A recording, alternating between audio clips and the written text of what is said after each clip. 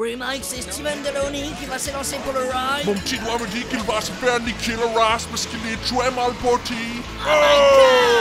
Il s'est fait niquer le race. Mike, il s'est fait poutouer la gueule. Il ne doit pas être bien frais right now. This is totally amazing. Il lui a démonté la tronche. Il aurait peut-être dû faire le ride El Toro à Frightside Pipelone, ça l'aurait entraîné. Get Donald, il aurait dû faire El Toro pour le training parce que là il se fait niquer le race. Bien Mike, il ne s'est vraiment pas fait respecter. Le taureau a chié sur tout son arbre généalogique.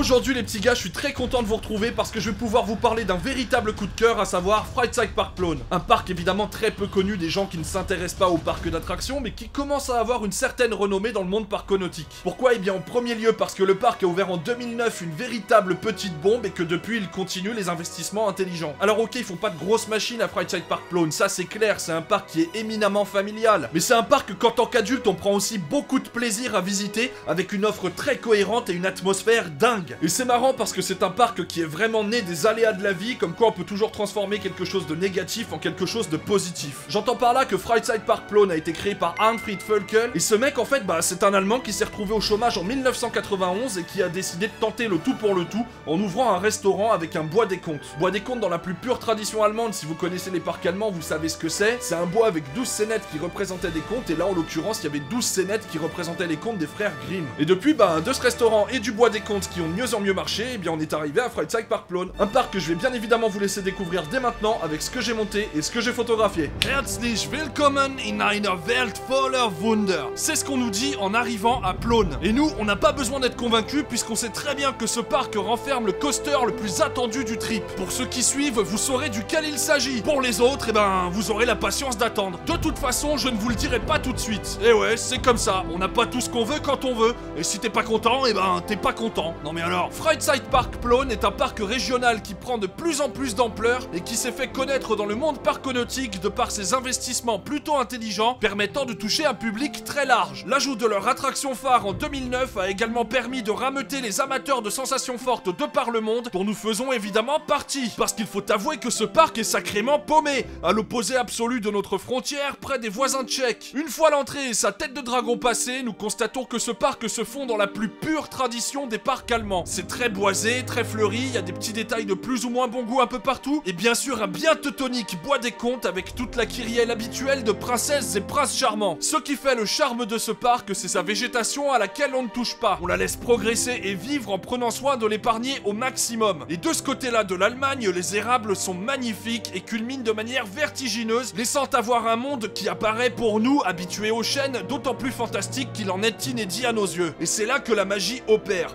Dans des attractions parfois vieillottes, parfois banales, mais toujours en harmonie avec le reste du parc et son environnement, à quelques exceptions près. Bref, c'est typiquement allemand, ça plaît ou non, toujours est-il que ce parc a du caractère et ça, c'est impossible de le contredire. Côté crédit, on a droit à un vieux flitzer-tireur nommé Silvermine, dont la 4ème délocalisation n'était pas franchement nécessaire. Ce grand 8 très vieillot étant passé par les États-Unis, la Hollande et un parc allemand. Et le moins qu'on puisse dire, c'est que ça ne casse pas 3 pattes à un canard, mais que c'est tellement spartiate qu'à la fin on éclate toujours de rire tant ça a été n'importe quoi. Autre réjouissance, Raupe, qui n'est autre qu'une pomme SBF. Plus un, merci, au revoir. Ah non tiens, on peut quand même signaler que ce fut notre plus grande attente de la journée, 30 minutes pour monter sur ce bazar. Non mais des fois, je vous jure, 30 minutes d'attente pour une pomme, on fait fort, hein. À croire que tout le parc voulait son crédit, hein, et nous évidemment on le voulait, donc tant pis pour nous, 30 minutes. Un 3ème crédit s'est offert à nous, ouvert l'année dernière, avec une théma enfantine très colorée, joliment faite, surplombant l'eau. Il s'agit de Ploséidon, un Force 190 tireur ouvert en 2011. Évidemment, pour nous, c'est anecdotique, mais l'ajout est intéressant car il n'est pas qu'un prétexte à la nouveauté. L'effort du parc pour offrir une attraction de qualité à son jeune public est clairement visible et ne peut être que louable et sujet à exemplarité. Pour le reste du parc, on trouvera pas mal de parcours casse-gueule, un breakdance us genre le même qu'à Bellward, un walkthrough à la devanture très joli, walkthrough horrifique qui a l'originalité d'abriter des auto-tamponneuses. Allez savoir pourquoi, mais c'est comme ça. Malheureusement, l'intérieur de ce walkthrough est aussi vide que le flou mais humidement désertique. pardonnez-moi le néologisme. Il y a aussi des pédalos, boat ride, carrousel, taco et toute la pelletée d'attractions traditionnelles qui va bien. Ah et puis tiens, on n'avait pas encore fait de photos de nos amis les bêtes pendant ce trip, c'est maintenant chose faite. Alors voilà, il est maintenant temps de conclure sur Frightside Park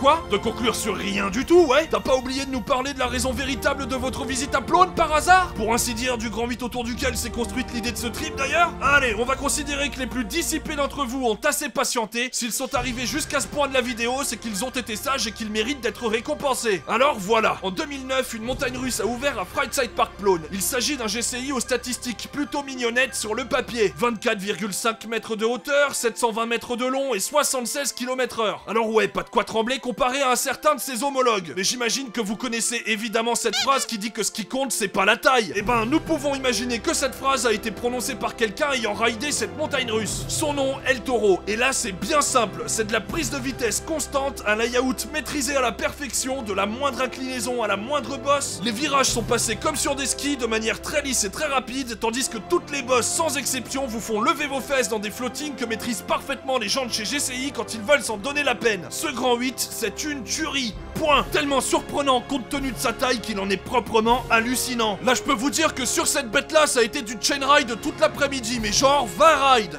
J'ai envie de le refaire. Alors, messieurs, dames, si vous ne savez pas quoi faire de votre prochain week-end prolongé, de vos prochaines vacances, de votre lendemain pour les plus cinglés d'entre vous, eh bien voilà, vous avez trouvé, vous allez visiter Frightside Park Plone. Pour enchaîner les tours d'El Toro et pour profiter du cadre très agréable de ce parc familial comme on aimerait en trouver plus par chez nous. Sincèrement, pour nous, Plone, c'était pas une surprise au sens strict du terme parce qu'on s'attendait à trouver un bon parc. Mais souvent, lorsqu'on vous dit des choses trop enthousiasmantes, l'ombre de la déception guette, car votre imagination est souvent plus optimiste que ne l'est la réalité. Là, pas de déception. C'est vraiment et en tout point un très bon parc. Et la journée, il passe très vite, même quand la fréquentation n'est pas suffocante et que du coup on n'attend pas bien longtemps avant de faire les attractions, on n'a pas le sentiment d'avoir été rassasié au bout de quelques heures de visite et on en demande encore. La preuve, s'il le fallait, qu'à Frightside Park Plone, on passe un très bon moment. Ça y est, j'ai envie d'y retourner. Le plus dommage en fait avec ce parc, c'est qu'il est vraiment pas facile d'accès. Bah ouais, depuis la France, Nuremberg, c'est très mal desservi, Leipzig et Dresde, pareil. Entendez par là que les vols sont chers. Dégage la mouche là. Ah, tu m'emmerdes, Georgis là. Mais pour un parc comme ça va commencer à valoir le coup. En tout cas, si vous ne l'avez jamais fait, va falloir songer à l'inclure dans un trip. Hein. Et ouais, parce qu'en plus d'El Toro, ils ont rajouté en 2019 Dynamite, un Big Dipper Mac qui m'a l'air somme toute assez sympathique. Et puis encore une fois, mais il y a une atmosphère dans ce parc, une ambiance, c'est vraiment magique, purement magique. Dites-vous qu'en 2012, on avait déjà conçu ce trip autour de ce parc, alors aujourd'hui, évidemment, c'est devenu une clé de voûte pour un trip. Ce parc, très clairement, si vous voulez des éléments de comparaison plus évocateurs, c'est un mélange entre Efteling et Nigloland. Regarde, ils ont même repris ça d'Efteling. Et ouais, la comparaison tient bien, hein. Ah bah, je vous l'avais dit, ouais. Bon, et par contre, y a pas de hérisson, mais t'as compris, c'est dans l'esprit, quoi. En tout cas, ce qui est sûr, c'est que ce petit El Toro, il déboîte et je peux vous dire que vous n'allez pas vous enlacer, hein. C'est le genre de grand vide duquel tu descends et sur lequel, instantanément, tu veux remonter. Puis le parc est hyper soigné, propre, on mange bien, c'est pas cher, ça débite bien. Bon, bah là, si je t'ai pas convaincu, tu seras jamais convaincu par rien, hein. Bah ouais, c'est le genre de parc allemand qui prouve qu'en moyenne, en Allemagne, ils sont bien au-dessus du reste en termes de parcs d'attractions en Europe, hein. Phantasialand, Europa Park, Trips, Real Holiday Park, Hyde Park, Hansa Park,